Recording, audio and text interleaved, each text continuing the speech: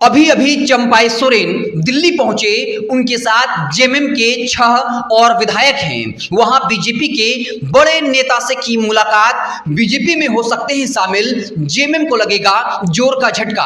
हम लगातार पिछले कई दिनों से ये बता रहे हैं कि आखिर वो कौन सी वजह हैं, वो कौन से इशारे हैं जिसके आधार पर ये कहा जा रहा था चंपाई सोरेन बीजेपी में शामिल होंगे।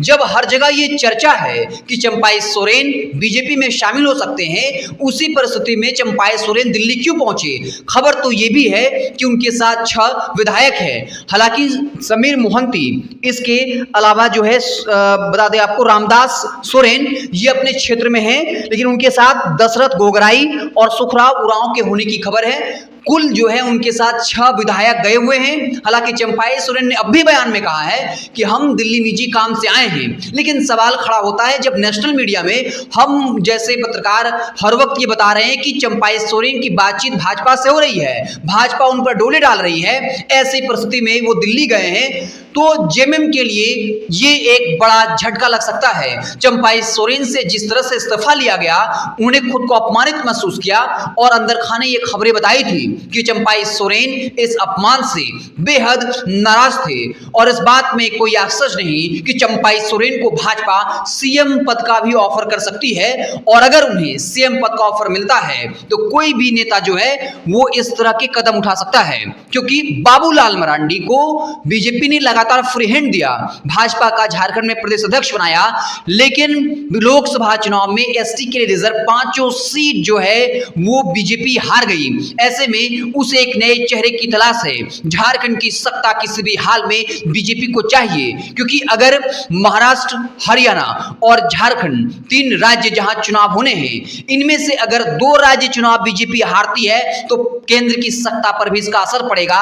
एक नैरेटिव बनेगा कि भाजपा जो है वो कमजोर होती जा रही है, इसलिए किसी भी हाल में भाजपा झारखंड फतह करना चाहती है। और इसके लिए उसे अगर बाबूलाल मरांडी को साइड करके चंपाई सोरेन को सीएम पद ऑफर करना पड़े तो इसमें कोई आश्चर्य की बात नहीं है।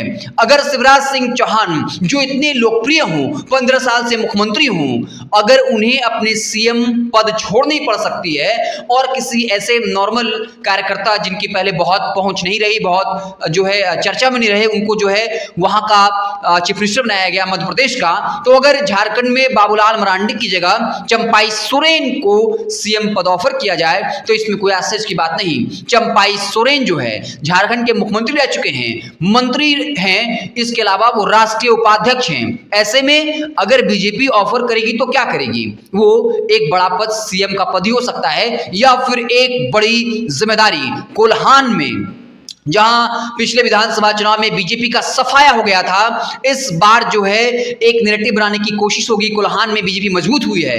इसके अलावा आप समझिए, अगर बाबूलाल मरांडी हेमंत सोरेन पर हमला करें तो फिर हेमंत सोरेन इस बात का काउंटर आसानी से कर सकते हैं, लेकिन चंपाई सोरेन अगर अपने अपमान की गाथा मंचों से सुनाएंगे और फिर परिवारवाद का आरोप लगाएंगे, मंचों से ये कहेंगे चुनाव प्रचार के दौरान कि हम वो शख्स हैं जिन्होंने झारखंड को अलग करने के लिए आंदोलन लड़ी, जो अपने जान की बाजी लगाई, लेकिन उनके साथ अन्याय हुआ, उन्हें जो है अपमानित करके सीएम की कुर्सी से उतार दिया गया, और फिर अपने 5 महीने के कार्यकाल का गुणगान करेंगे।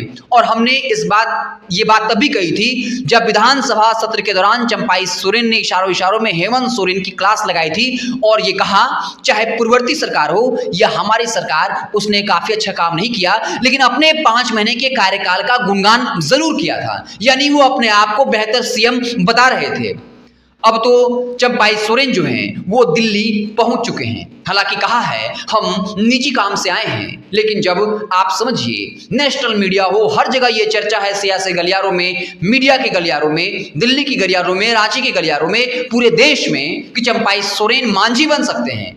ऐसी परिस्थिति में दिल्ली जाने की जरूरत क्यों पड़ी? कल ये खबर चली, आज चंपाई सोरेन दिल्ली पहुंच चुके हैं। वहां भाजपा के एक बड़े नेता शुभेंदु अधिकारी से बातचीत भी की है। तो क्या चंपाई सोरेन 6 विधायकों के साथ या 5 विधायकों के साथ जो है वो बीजेपी में शामिल होंगे? अगर चंपाई सोरेन शामिल होते हैं तो ये जेएमएम के लिए बहुत बड़ा झटका होगा। और अब तक की लड़ाई, जहां इंडिया गुट भारी पड़ता हुआ दिख रहा था, जहां 40% मजबूत जो है एनडीए दिख रहा था, 60% जो है वो कह सकते हैं कि इंडिया गुड, लेकिन अब जो है 50-50 का मसला जरूर हो जाएगा, या ये कह लीजिए कि अगर 51% एनडीए को बढ़त मिल जाएगा और 49% पर भारी पड़ने की संभावना जो है वो इंडिया गुट की होगी। आपको क्या लगता है कमेंट बॉक्स में जरूर बताइएगा। बहुत बहुत धन्यवाद।